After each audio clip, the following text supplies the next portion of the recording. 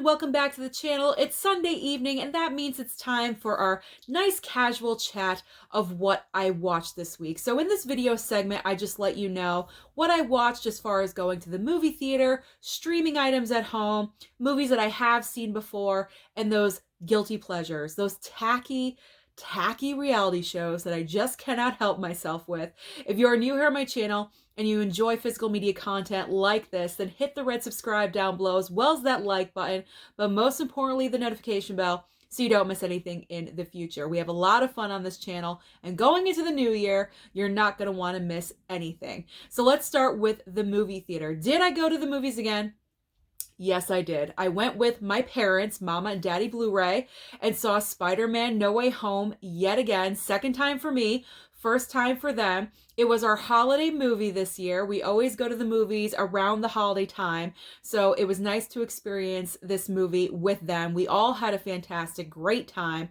Sat a little bit further back when I went on opening night. I was in the handicap row, so I was a little bit too close, but it was all right because I wanted to experience it in front of a great Marvel-packed crowd.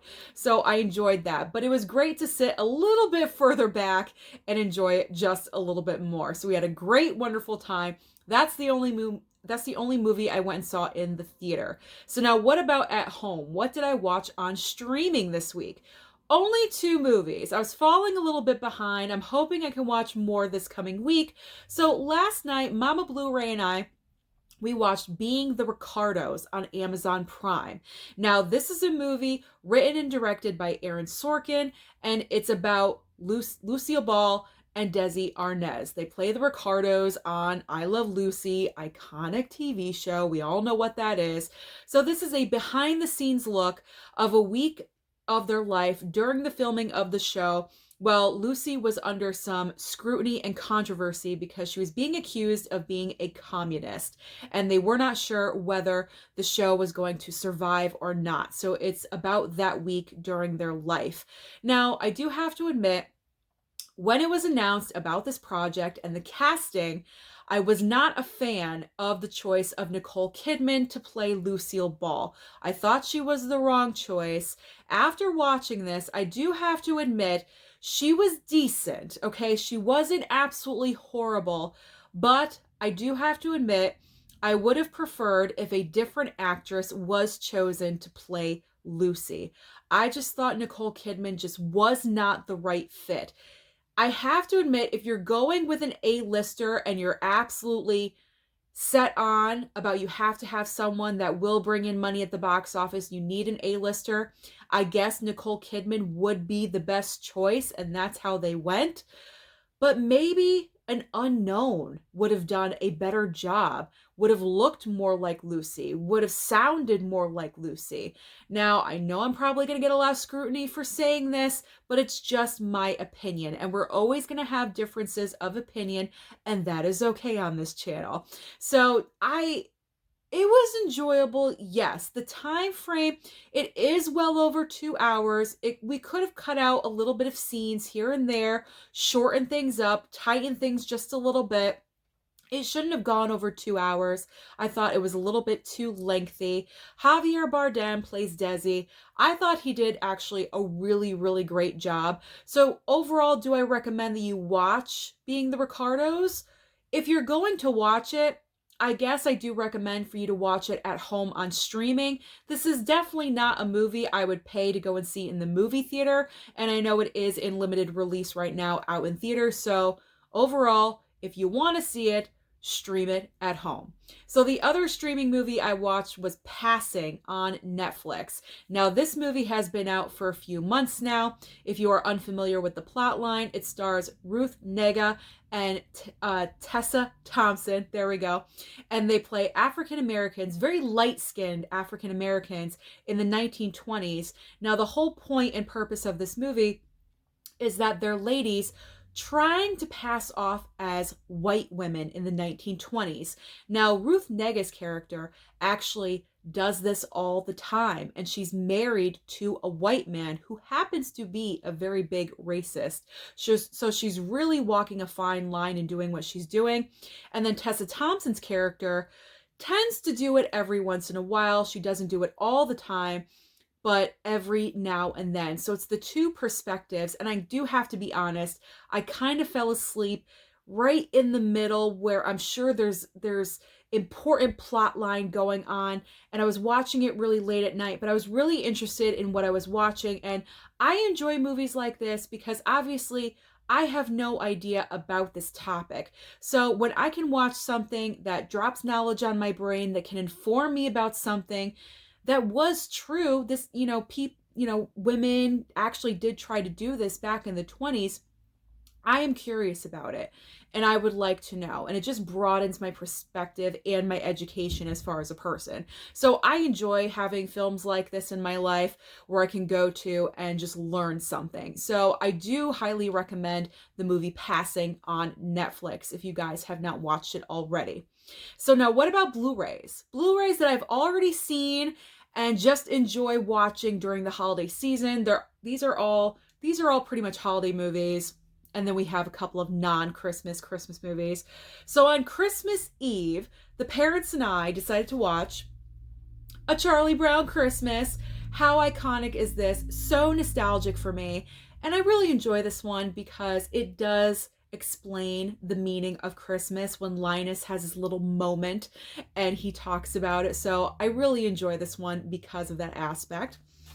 And then right after that on Christmas Eve came Christmas Vacation, one of my favorite Christmas movies of all time. This is truly iconic. If you do not find Christmas Vacation funny, and I know that there are a few of you out there because you have commented about it on my Instagram, I find it so hard to believe. I want to know what you do not find funny. I laugh every single time at this. There's just so many aspects. And this movie is so quotable, especially when Aunt Bethany comes in at the very end. As soon as she does, I start quoting it before she says it. I know this movie so well. So if you guys have not even seen Christmas Vacation, what are you doing? Pick up a copy right away and laugh your asses off. Maybe you can find it on a discount somewhere because Christmas is now over. I have no clue. Okay. Black Christmas. I wanted to revisit this one because the first time when I watched it, I fell asleep. The Susan curse of falling asleep. So I definitely wanted to revisit this title, and I'm so happy that I did. I watched it a couple of days before Christmas. Really got me in the mood, snuggled up in my blanket, had all of my lights off. I totally set the scene in my room, and this was a good time. It leaves you on that mystery note. The killer is still out there. So that is very different because usually they're captured at the very end or they're killed or something like that, but not this one. This one leaves you hanging. So it's very interesting. Was there ever a sequel for Black Christmas? Because they do leave it open-ended. If not, that was a missed opportunity, or maybe that was just a smart thing to do. What do you think? Let me know down below. Okay. Classic movie right here. Batman Returns. I'm just going to flip it over because I like this side better. Classic. I think this is the best non-Christmas Christmas movie that I have in my collection. I just adore this movie. It is so tacky and comic booky through and through, but at the time, Tim Burton had his vision for Gotham City, for Batman, Catwoman, and the Penguin, and I love it. This is my generation of Batman. The first Batman and this one, these were the first like superhero movies that I was ever exposed to. So they have a special place in my heart. So definitely love Batman Returns because of Michelle Pfeiffer as Catwoman. She is iconic. She was built and made to be Catwoman. Her performance is so fantastic. And her working that bullwhip is like no one else. Fantastic. Okay. What would Christmas week be without Elf? You gotta watch Elf. Now, I'm not the biggest fan of Will Ferrell as a whole in general, but I will make exceptions every once in a while, and this is one of those exceptions. He doesn't annoy me in this movie, surprisingly enough. He doesn't get on my nerves. So when it comes to holiday time, I will always watch Elf once a year. So those are all the Blu-rays that I watched that I've seen numerous times or, revisited Black Christmas for a second time. So now what about TV? What have I been watching on regular TV? Well, on HBO Max. We are still on the continuing journey of Carrie Bradshaw and friends on And Just Like That. So in last week's episode, I commented that I was really enjoying And Just Like That in that last episode. It felt like the women just fell into their characters. It felt more natural. This episode, we kind of backtracked just a little bit. Not so much Carrie. I felt like Carrie, Sarah Jessica Parker, her character was kind of evolving, and she's moving out, she's moving on, she's selling the apartment, she's back in her old apartment. So that was nice. That's very reminiscent of Sex and the City. So that was good to see her back in her old stomping ground. But I don't know, still, the show is just not clicking on all cylinders for me. If you guys are watching And Just Like That, please let me know if you guys agree with me.